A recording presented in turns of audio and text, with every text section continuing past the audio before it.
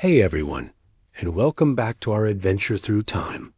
Last time, Alex and Mia got sapped back to ancient Galilee, right when Jesus was starting his ministry. Today, the journey continues, and things are about to get intense. Whoosh! The portal flashed, and before they knew it, Alex and Mia found themselves not on a dusty road, but inside a building. It was a synagogue in a town called Capernaum. They quickly ducked behind a back pew, trying to blend in.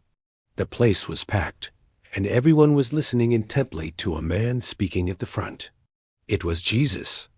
Alex and Mia had heard stories, but this was different. He wasn't just quoting old texts. He spoke with a kind of power, a new authority they'd never heard before.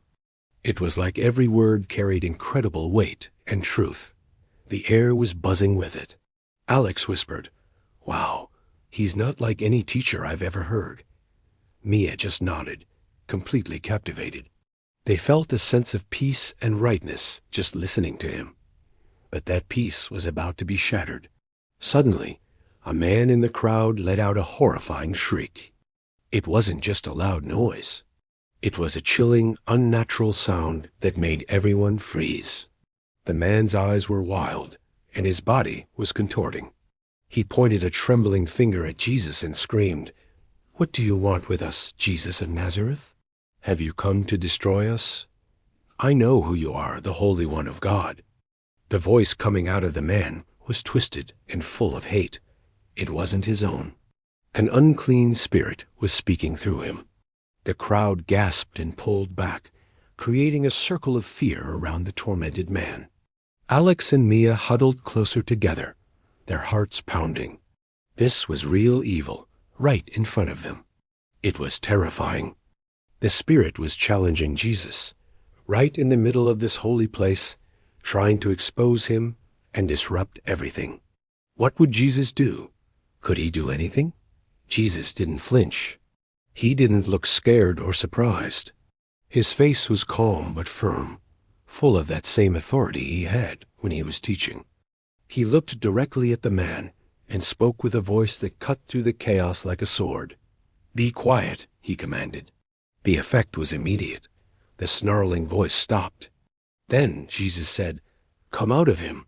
A violent shudder ran through the man's body.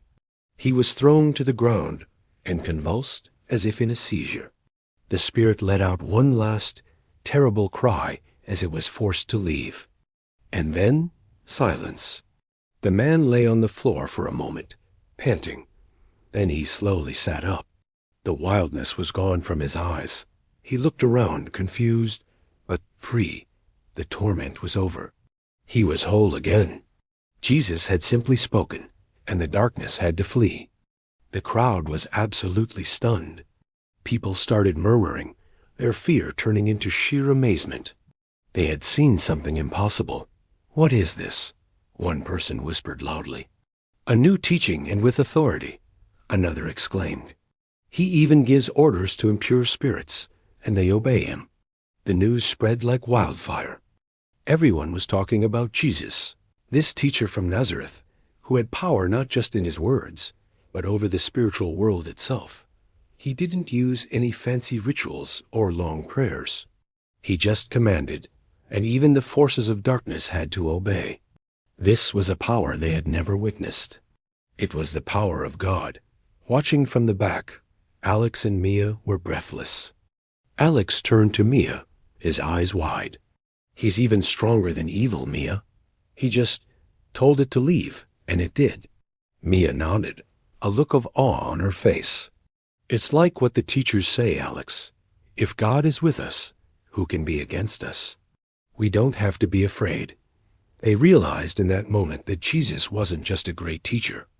He was a protector, a rescuer. He had authority over the very things that scare us most. Seeing that power firsthand filled them not with fear, but with an incredible sense of hope and security.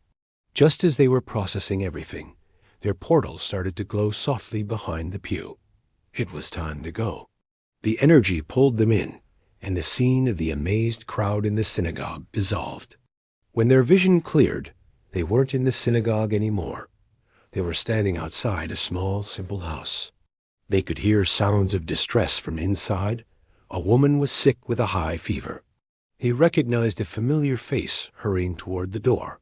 It was Simon, one of the fishermen they'd met, who would soon be called Peter. It looked like their next adventure was about to begin, right at Peter's own house. What will Jesus do when faced with sickness? Can his touch bring healing? Today's story shows us that no matter what darkness or fear we face in our lives, Jesus has authority over it. He is more powerful. Sometimes we can feel like that man in the story, tormented by things we can't control, anxiety, sadness, or fear. But Jesus' command, "Be quiet," is for us too. He brings peace where there is chaos and freedom where there is bondage. Remember, you're not alone in your struggles. The same power that commanded the Spirit to leave is with you. If you're feeling overwhelmed, please reach out and talk to someone you trust or a professional who can help. There is always hope and help available. Thanks for joining us on this incredible journey.